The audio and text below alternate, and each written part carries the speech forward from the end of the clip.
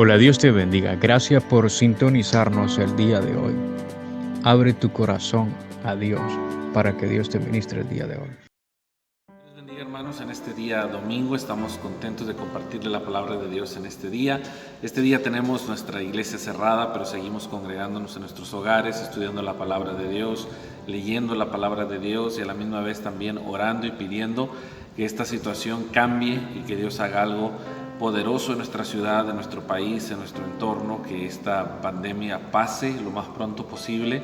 Seguimos pidiendo por cada uno de los hermanos que han estado enfermos. Dios nos ha concedido a mí y a mi esposa salir ya del tiempo difícil de los contagios. Hemos decidido seguir con la iglesia cerrada ya que los contagios pues obviamente se han duplicado y en algunos casos se han hasta triplicado.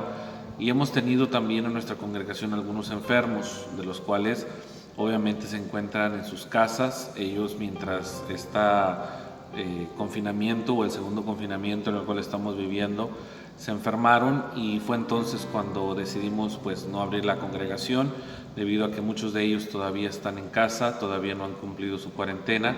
Les sería imposible congregarse y a la misma vez pues también existe un alto riesgo de contagio.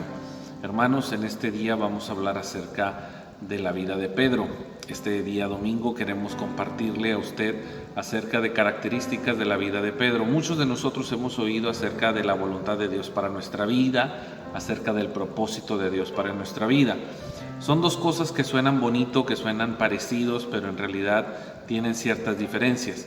Cuando hablamos acerca de la voluntad de Dios para nosotros, hablamos de un crecimiento vertical en la vida del creyente. Cuando hablamos acerca de la voluntad de Dios, hablamos acerca de la salvación. La Biblia dice que la voluntad de Dios es que nadie perezca, sino que todo mundo proceda al arrepentimiento.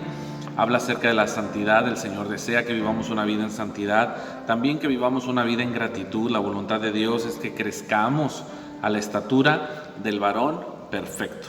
También habla acerca del bautismo en el Espíritu, la llenura del Espíritu, la cual es un crecimiento y una voluntad general para todo ser humano. Pero hablemos también acerca del propósito de Dios. El propósito de Dios es un propósito horizontal. El propósito de Dios es lo que Dios va a hacer con nosotros de manera personal, de manera única, el plan divino de Dios para usted y para mí. Es un crecimiento hacia los lados, una influencia horizontal. El propósito de Dios es único y no tiene copias. Lo que Dios me manda a hacer a mí de manera personal no se lo va a mandar a hacer usted. Lo que Dios desea, como desea usarme en esta tierra, no lo va a usar usted. O Dios no lo va a usar usted de una manera que yo seré usado. La Biblia nos menciona que Dios tiene un propósito para cada uno de nosotros en esta tierra. Es un propósito divino, es un propósito eterno. La voluntad de Dios es una voluntad de manera vertical, de crecimiento del individuo, del interior del individuo. Y el propósito es un propósito en el cual Dios quiere usarnos mientras estamos viviendo en esta tierra. Con eso clarificado, empecemos en los primeros puntos. Dice Mateo 26, versículo 75, la siguiente manera: entonces Pedro se acordó de las palabras de Jesús que le había dicho: antes de que cante el gallo, me negarás 3 veces. Y saliendo fuera, lloró amargamente. La historia de Pedro nos remonta a la historia en aquellos años que Pedro probablemente era de los discípulos el más avanzado. Era el que aprendió a caminar sobre las aguas, el que tenía una revelación directa del Padre cuando menciona que Jesús es el Hijo del Dios viviente. Empezamos a notar que Pedro tiene un crecimiento vertical de manera pronunciada. Nos damos cuenta de que Pedro quiere ser usado por Dios, el incansable Pedro, pero a Pedro le falta un proceso. Pedro necesita aprender a crecer de manera paulatina hacia arriba en la voluntad de Dios para poder ser usado por Dios. La Biblia nos enseña que Pedro quería ser usado por Dios, pero no pasar por el proceso. Algunos de nosotros queremos estar en la misma situación, queremos ser usados por Dios, tener los privilegios que Dios nos otorga, pero difícilmente queremos ser quebrantados. Hay un proceso que hay que pasar, el proceso de la negación, el proceso de la amargura, el proceso del abandono, el proceso del reset, donde te resetea el Señor desde cero y empiezas a servirle desde cero. Hoy en día existe mucho cristiano que desea ser usado por Dios, y quien no quiere ser usado por Dios. Las plataformas, los eventos, el reconocimiento público, el reconocimiento social en las iglesias, en las denominaciones, pero en realidad, hermano, muchos de estos ministros carecen de un proceso, muchos de estos cristianos carecen de un proceso de formación. La Biblia dice que Jesús le dice a Pedro: Pedro, el enemigo me ha pedido que te quieres zarandear como al trigo. Quiero decirte que estás en el ojo del huracán del enemigo, quiere tratar contigo, pero yo he orado para que la fe no te falte. Hoy en día nosotros hemos escuchado acerca de los institutos bíblicos y decimos: ¿por qué los institutos bíblicos? ¿Por qué 3 años? Mucha de la gente no entiende que un instituto bíblico es un proceso de formación. Mucha gente dice: oh, yo estudio, yo sé, a mí me cae revelación, yo sé todo lo que tenga que saber, el Espíritu me lo enseña, yo ya lo aprendí, yo ya lo sé. Son ese tipo de discípulos como Pedro, que creen que todo lo pueden, que todo lo saben, que nadie les puede enseñar, pero el problema es que se la pasan cortando orejas. Como el día en que Jesús iba a ser aprendido, Pedro rápido sacó la espada y le mochó la oreja a Malco. El problema de este tipo de personas: quieren ser usados por Dios, pero no están en el tiempo de Dios, no entienden la formación que Dios quiere darles, y se la pasan hiriendo hermanos, se la pasan mochando orejas, se la pasan echando pleito, se la pasan causando revolución en las iglesias. Quieren ser muy usados por Dios, tienen mucha voluntad, pero no quieren ser formados, no quieren pasar por un proceso de formación.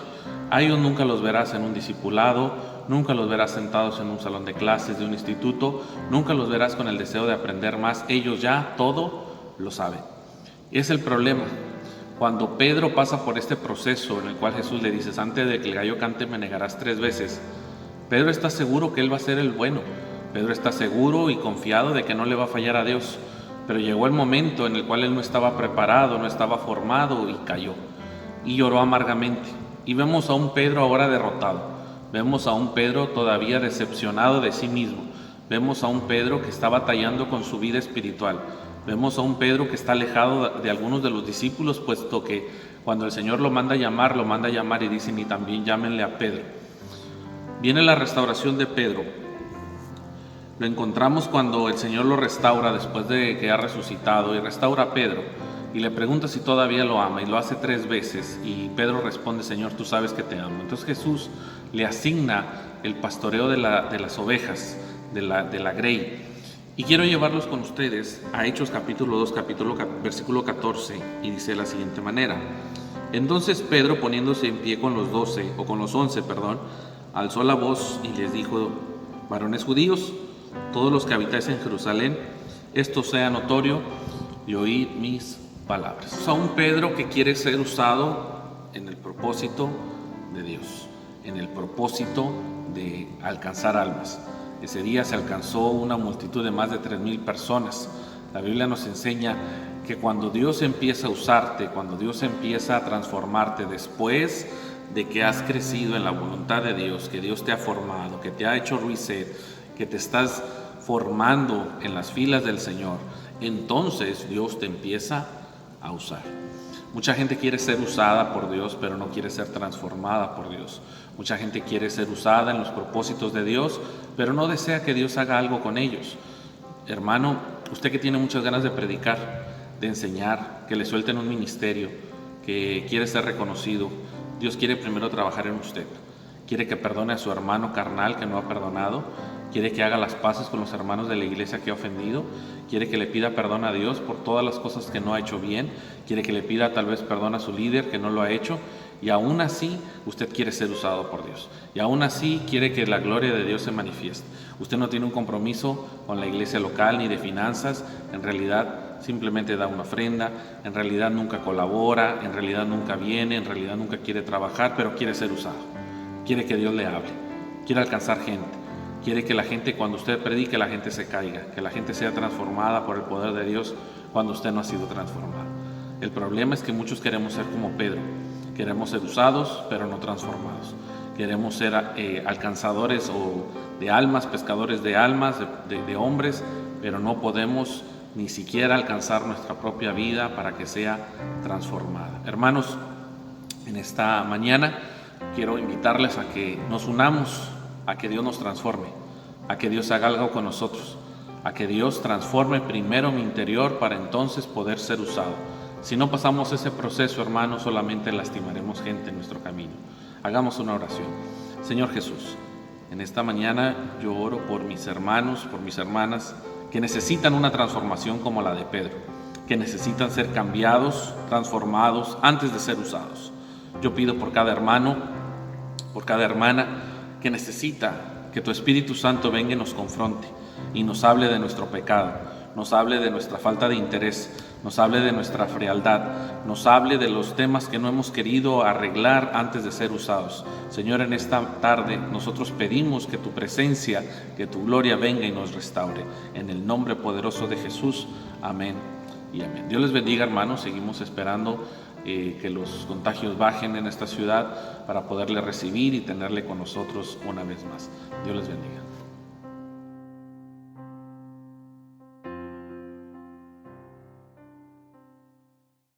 Gracias por escucharnos. Puedes visitarnos en nuestras páginas de internet o también en el 44 Western Boulevard en la ciudad de Brownsville, Texas.